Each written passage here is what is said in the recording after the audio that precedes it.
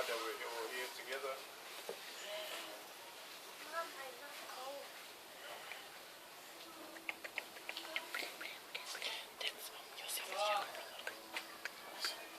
Yeah, Iosefa had like different characters. It wasn't always the same person.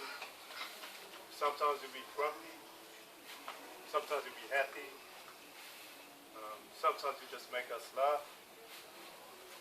And I'm just going to talk about all the funny stuff he used to do. You know, the way he talked, the way he raps, the way he danced. He thought he was the best dancer in the world. And yeah, that always made us laugh. Even my nephews back in Australia, my nieces, they always laughed at him doing that. And Iosefa took it serious. He always tells them not to laugh at him. You know, he was old school. And yeah, like Iosefa never really cared about himself. He always worried about others. You know, he was never greedy with his own money. Like what my mom said, he always gives money to his nephew and nieces, and he'll get angry if he doesn't get what he wants. You know, he always contradicts himself. And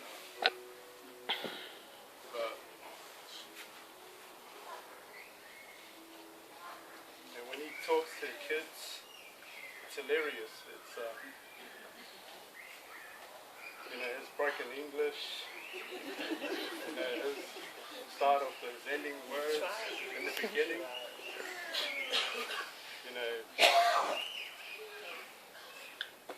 and he always gets me involved with his arguments with the kids.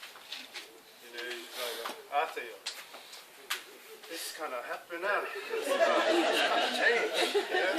Just give him one more change. Give me one more chance. Yeah, one more chance. Like, oh man. And the kids were always laughing when we tried to speak to them straight, try to straighten them out. But no, the kids couldn't hold it, they had to laugh. That's it. He always made us laugh. And even when he was angry with us, he still made us laugh. But yeah. And sometimes he scares me when in the middle of the night. Always walks upstairs, talking to himself. Like,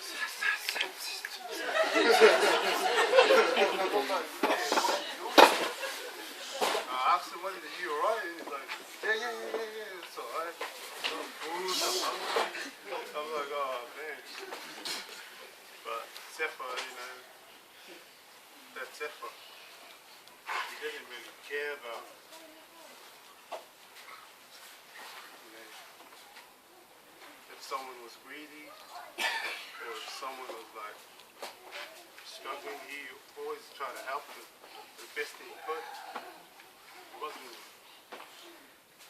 always thinking about himself. He was always thinking of this person, that person. You know, anyone that walks by, he'll do a helping hand. You know, all my family wanted to bring him back to Australia. You know, to come over for his birthday, but he refused to come back. He doesn't want to come back. This is where he belongs. He loves New Zealand. You know, this is his home. And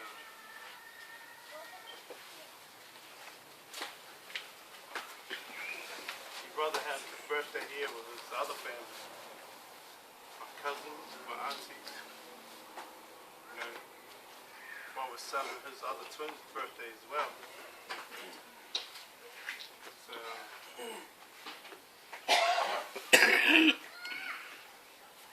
to be honest, I'm happy for Iosefa.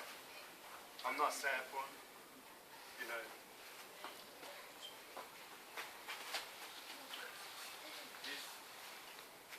he had so much pain, and he wouldn't even tell anyone. He wouldn't tell us. You know, he just kept it to himself, and that's the type of person he was. He didn't want to worry anyone. He just dug it inside and just walked. Just didn't want to tell anyone in particular. Iosefa was a strong person. From the day he opened his eyes and the day he shut it. But, you know, no one can beat his dance moves, but yeah, his dance moves, he play hip hop. I'll show you his dance moves, hey. That's how he dance. And he always tried to correct my dancing style, because I used to dance back in Australia, and I used to work for a club, and he used to see me practice and he'll come in, and he's like drunk and he'll just start doing all this moves. And I'm like, man, I'm trying to practice, eh? He's like, oh, I just do it like this. And I was like, man, they correct me, man. Like, that is old school.